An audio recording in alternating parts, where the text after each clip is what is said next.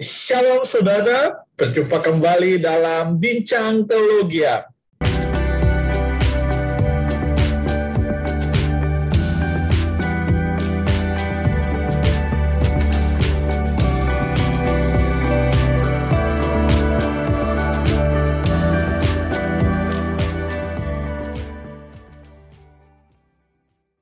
Nah, Bapak Ibu Saudara, senang sekali saya dengan Gideon kembali bertemu dengan Bapak Ibu Saudara dalam bincang episode hari ini. Dan pada hari ini kami akan sama-sama berdiskusi dari sebuah video yang sudah kami temukan dari akun YouTube yang bernama Mualaf Center Hagia Sophia. Dan di dalam video tersebut, Bapak Ibu Saudara, sedang ada kuliah yang dibawakan oleh Dr. Anwar Lutfi. Untuk itu langsung saja kita membahas setiap pernyataan-pernyataan dari video tersebut dengan Gideon Yehuda. Halo bro. Ya bro. Ada beberapa hal yang saya mau tanyakan bro.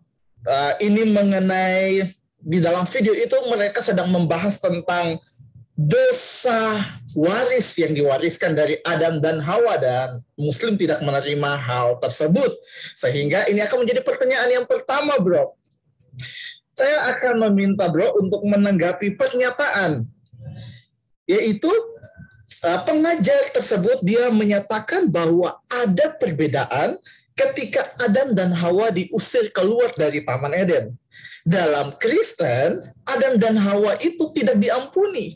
Sedangkan di dalam Muslim, sebelum mereka keluar, Allah sudah mengampuni dosa mereka. Bagaimana bro menanggapi pernyataan tersebut bro? Iya, thank you bro. Yang pertama, untuk membahas original sin atau dosa asal, ya, ini kita harus memahami dulu di dalam teks-teks literatur Alkitabnya, gitu ya. Keadaannya jadi Adam dan Hawa itu berdosa karena melanggar perintah Tuhan. Nah, setelah mereka melanggar itu, ingat bahwa di Kejadian 2 ayat 17 ada sebuah pernyataan Tuhan bahwa pada saat kamu memakan buah itu, kamu akan mengalami kematian. Nah, kita tentunya tidak bisa langsung mengartikan kematian ini hanya bersifat pada tubuh, ya, atau seperti yang kita lihat kematian-kematian di depan mata kita yang masukin jasad ke liang kubur, gitu ya. Nah, kita harus lebih teliti kematian yang di sini dimaksud itu apa. Ternyata kematian yang dimaksud adalah keterpisahan dengan Tuhan. Itulah hukuman ya. Maka Adam dan Hawa dihalau dari Taman Eden ke sebelah timur untuk ke tanah di luar dari Taman Eden.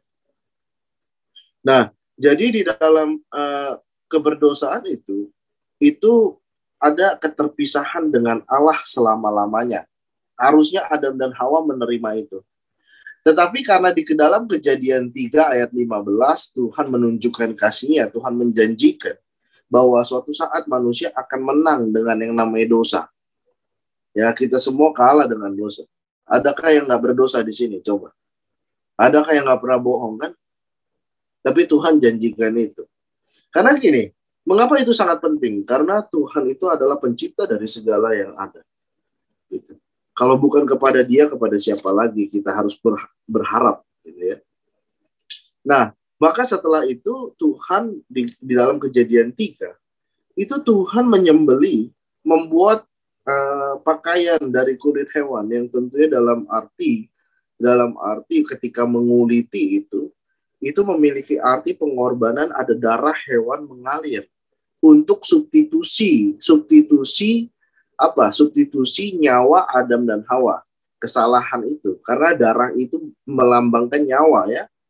Maka yang seharusnya langsung menerima kematian secara kekal, Tuhan ampuni di situ, Tuhan berikan kesempatan. Tapi bukan berarti manusia lepas dari konsekuensi. Jadi jangan bilang kalau Tuhan mengampuni, berarti manusia lepas dari konsekuensi, Adam diusir aja gitu. Setelah itu apa maknanya? Nggak ada makna teologisnya. Nah, dalam Alkitab jelas ada makna teologisnya.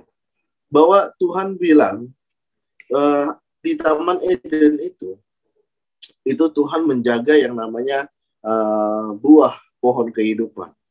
Itu saya menafsirkan itu lebih arah kepada keinginan atau kehendak Allah bahwa manusia jangan karena Tuhan mengasihi manusia jangan langsung menerima kematian kekal atau keterpisahan dengan Allah selama-lamanya. Jadi ketika diusir itu kehidupan di bumi ini semua adalah temporari. Ya, maka kenapa semua manusia mengalami kematian? Karena ada waktu temporari, dimulai pada saat lahir, diakhiri pada saat kematian daging. Nah, setelah itu barulah pemilihan kehidupan akhirat atau kehidupan kekal.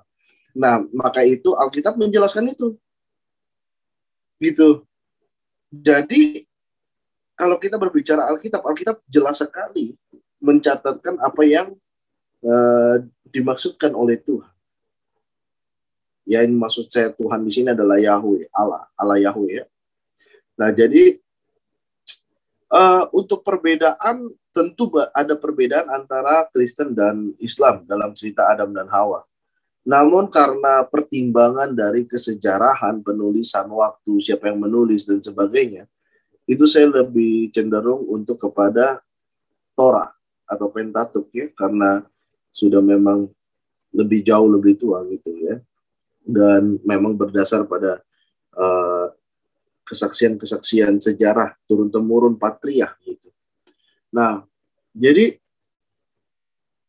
kita harus memahami di sini bahwa dosa asal itu memang benar adanya dan semua manusia mengalami itu sampai sekarang. Sekarang siapa yang tidak terpisah dengan Allah? Apakah kamu tidak terpisah dengan Allah sekarang? Apakah kita semua yang mendengarkan di sini tidak terpisah dengan Allah sekarang? Kita semua terpisah. Dari lahir sudah terpisah. Itulah dosa asal. Itu kenakan pada kita. Sehingga waktu kita lahir, gitu. Kita terpisah dengan Tuhan. Nah, keterpisahan ini melahirkan yang namanya kuasa dosa.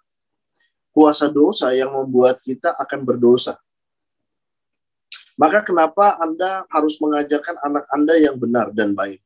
Tata krama, sopan santun, kejujuran, ya kan Anda ajarkan. Anda pernah nggak ngajarin harus bohong? Nggak mungkin. Anda kok ajarinnya berat sebelah. Anda kok ajarinnya yang benar aja. Karena kenapa? Karena posisi Anda sudah di dalam dosa asal. Terpisah dengan Tuhan.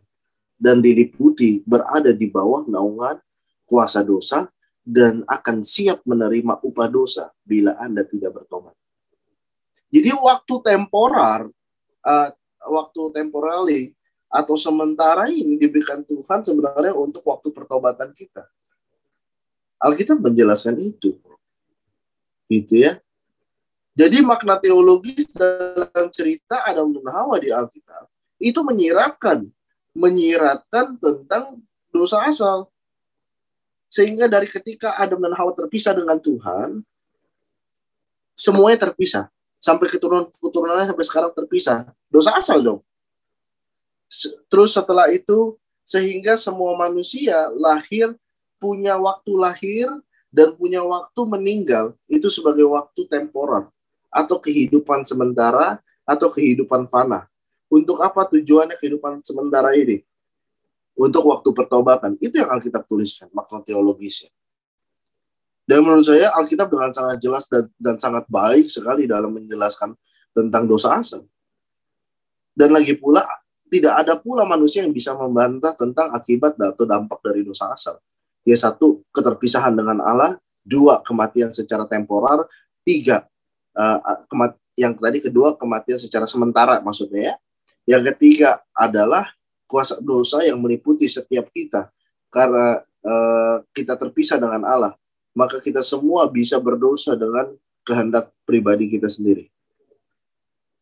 3 hal ini tidak bisa dibantah dari aspek dosa asal. Terus apa yang mau dibantah kalau gitu? Dosa asal nggak ada. Siapa yang bisa membantah bahwa kita tidak terpisah dengan Allah? Nggak ada. Gitu? Siapa yang bisa membantah bahwa kita kehidupan nggak ada waktu kematian, nggak akan waktu masuk liang kubur? Nggak ada yang bisa bantah. Ketiga, siapa yang berani bantah bahwa saya tidak pernah berdosa seumur hidup? Nggak ada. Jadi original sin itu jelas sekali. Original sin atau dosa asal itu jelas sekali. Itu fakta dalam kehidupan kita. Kalau Anda menentang itu berarti Anda menentang fakta. Di mana pertentangan kepada fakta adalah sebuah kedustaan. Ya, jadi menurut saya demikian, bro. Thank you. Ya, thank you, bro. Setelah Bapak yang mengajar ini menjelaskan tentang hal yang tadi saya tanyakan, bro, dan dia kembali menyatakan bahwa kalau ini dinyatakan oleh orang Kristen, ayo kita tanya balik gitu. Yaitu, dan ini akan menjadi pertanyaan kedua, bro, dari pernyataan itu. Dia bilang, tanya kepada dia bahwa dosa asal ini ditulis oleh siapa? Pasti dia akan jawab ditulis oleh Paulus di dalam Roma 5 dan Roma 6. Kemudian dia nyatakan bahwa ayo lihat yang bawa agama Kristen ini siapa? Yesus atau Paulus? Kenapa kamu pakai konsep Paulus untuk menjelaskan ini? Sekalipun dalam Roma 1 dia nyatakan, sekalipun dalam Roma 1 Rasul Paulus menyatakan dia hamba Yesus, tetapi ini konsep Paulus. Jadi dia mengambil kesimpulan bahwa dosa asal ini adalah konsep Paulus, bukan Yesus. Jadi karena Yesus yang bawa agama Kristen, jadi Yesuslah yang harus didengar, bukan Paulus. Bagaimana, bro, menanggapi pernyataan tersebut, bro? Iya, terima kasih. Menurut saya terlalu dangkal dan terlalu cepat dalam analisa bahwa dosa asal itu hanya dituliskan oleh Paulus. Ingat bahwa Paulus pun bersumber kepada Yesus, dibuktikan dengan kerasulannya dan dibuktikan dalam masa pembelajaran dia di Galatia, ya, di kitab surat Galatia. Itu dia bilang di Gunung Sinai, dia melalui pembelajaran itu. Jadi apapun yang dituliskan itu tidak ada pertentangan dengan Yesus. Itu hanya diteruskan dari Yesus ajaran itu. Dan yang kedua, kita harus pahami bahwa kalau berbicara Yesus, kita berbicara mengenai Sang Firman. Antara sebelum inkarnasi atau sebelum mengambil rupa dan sesudah mengambil rupa. Sebelum mengambil rupa, kita bisa melihat bahwa Yesus pribadi firman Allah ini juga menyaksikan bahwa tentang keberdosaan Adam dan Hawa dan sebagainya. Maka itu jelas sekali di dalam kejadian ini sudah menyiratkan tentang dosa asal, seperti yang saya jelaskan tadi. Jadi apakah Paulus mendirikan teori pribadi yang baru? Tidak. Paulus hanya menjelaskan progresivitas penjelasan lebih dalam, lebih sistematis, lebih komprehensif supaya orang yang baca bisa lebih jelas.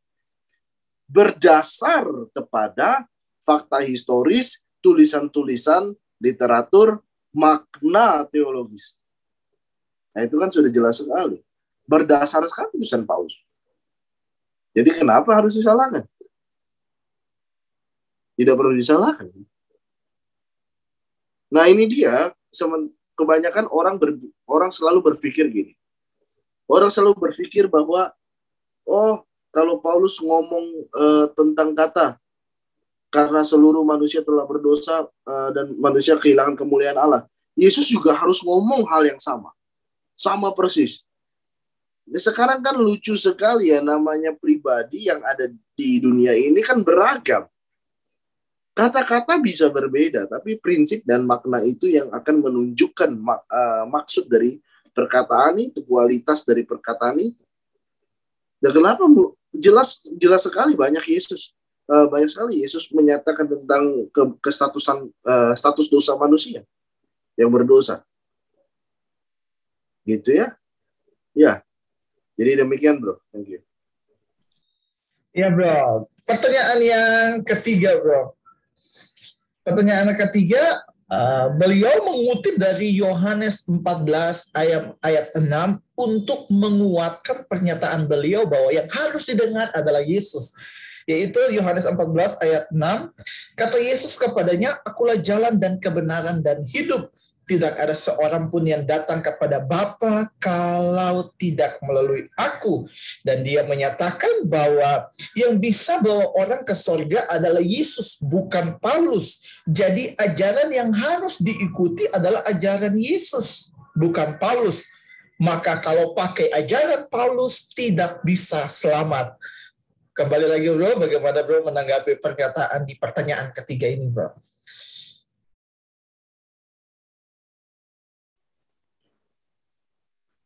Iya, dari pertanyaan yang kedua, statement saya sudah jelas bahwa statement saya bahwa Rasul Paulus itu bukan mendirikan suatu teori yang baru. Itu berdasar kepada ajaran Yesus, dan Yesus sebagai firman Allah ya ada sebelum inkarnasi, ya eksistensinya sebelum inkarnasi dan pada saat inkarnasi. Nah, kita akan melihat salah satu contoh di dalam Alkitab ya. Kalau kita berbicara mengenai status keberdosaan, di dalam Markus 8 ayat 38 dikatakan demikian. Sebab barang siapa malu karena aku dan karena perkataanku di tengah-tengah angkatan yang tidak setia dan berdosa ini. Jelas sekali. Ketika Yesus mengambil rupa dan ada menginjakkan kaki di bumi ini, dia berkata apa? Angkatan ini berdosa. Ada dia pilih-pilih? Nggak ada. Karena memang itu kenyataan, semua terpisah dengan Tuhan kok. Semua akan mengalami kepastian akan kematian kok. Gitu ya. Jadi itu harus dipahami. Yang kedua, saya mengajak untuk kita semua membuka di dalam Yohanes 8 ayat 7. Dan ketika mereka terus-menerus bertanya kepadanya, ia pun bangkit berdiri lalu berkata kepada mereka, barang siapa di antara kamu tidak berdosa, hendaklah ia yang pertama melemparkan batu kepada perempuan itu. Ayat selanjutnya dikatakan, lalu ia membungkuk pula dan menulis di tanah. Ayat 9, tetapi setelah mereka mendengar perkataan itu, perkataan yang mana? Perkataan barang siapa tidak berdosa, lemparkan batu itu yang pertama. Ayat 9 kita lanjut. Tetapi setelah mereka mendengar perkataan itu, pergilah mereka seorang demi seorang. Mulai dari yang tertua. Akhirnya tinggallah Yesus seorang diri dengan perempuan itu yang tetap di tempatnya. Kurang jelas ini bahwa semua manusia berdosa. Apakah kurang jelas? Prinsipnya, maknanya. Lanjut ke dalam Yohanes 15 ayat 22. Yohanes 15 ayat 22 menuliskan demikian. Sekiranya aku tidak datang dan tidak berkata-kata kepada mereka, mereka tentu tidak berdosa. Jadi Yesus sendiri menyatakan apa? Kenyataannya Yesus datang nggak? Kenyataannya Yesus berkata-kata nggak dengan mereka? Berarti mereka kepastian akan status manusia berdosa. Kepastian akan kecenderungan pilihan manusia kepada keberdosaan. Itulah kepastian akan dosa. Berasal dari dosa asal itu. Maka itu kenapa Anda selalu mengajarkan yang baik dan benar kepada anak Anda. Anda nggak pernah ngajarin yang buruk dan jahat kepada anak Anda. Karena diri Anda sendiri pun sebenarnya sadar. Dan diri Anda sendiri pun dan seluruh orang tua juga sadar bahwa harus diajarkan yang benar karena kita tidak benar. Harus diajarkan yang baik karena kita tidak baik. Harus diajarkan sopan santun karena kita tidak sopan. Harus diajarkan peraturan-peraturan karena kita selalu cenderung kepada pelanggaran akan peraturan. Bukankah begitu? Ya. Jadi ada pertentangan dalam dosa asal Yesus dengan Paulus? Tidak ada. Menurut saya, Anda sebagai pengajar seharusnya lebih melakukan banyak observasi akan pemahaman-pemahaman dari literatur Alkitab. Karena jika tidak, ya maka jadinya seperti itu. Jadinya Anda membaca Alkitab bukan untuk menemukan kebenaran yang dimaksudkan oleh Alkitab itu. Tapi Anda membaca Alkitab tujuannya untuk memandang buruk Alkitab itu. Kalau saya bertemu orang, di mindset saya orang itu sudah jelek, saya benci orang itu. Meskipun dia berbuat baik, saya akan bilang apa? Palingan cari muka. Ya kan? Kalau di mindset kita udah salah, apa orang itu melakukan yang benar pun kita akan bilang salah. Sama kalau kita udah anggap kita mau uji, kita mau kaji Alkitab. Tapi sebelum kaji aja udah, saya mau pegangnya agama ini deh. Saya nggak pegang Kristen masalah. Sebelum kaji udah bilang gitu dulu, apapun yang dinyatakan Alkitab kamu nggak akan ngerti. Tapi kalau udah nggak ngerti, yang lebih kacau lagi adalah dipakai untuk mengajarkan orang. Artinya apa? Anda sedang belajar untuk melakukan aktivitas dusta dan dusta. Ya, menurut saya demikian, bro. Jadi tidak ada pertentangannya antara Paulus dan Yesus. Paulus hanya meneruskan ajaran dari kepala gereja, yaitu Yesus. Jadi tidak ada pertentangan kok. Mengikuti ajaran Paulus yang berdasar pada Yesus sama saja mengikuti ajaran Yesus. Ya, terima kasih, bro. Iya, thank you bro sudah menjawab setiap pertanyaan pada hari ini. Dan untuk setiap Bapak Ibu Saudara yang menyaksikan video ini, jangan lupa untuk share kepada setiap orang yang Bapak Ibu kenal supaya semakin banyak orang bisa belajar kebenaran firman Tuhan. Sampai ketemu lagi di video selanjutnya. Tuhan Yesus memberkati.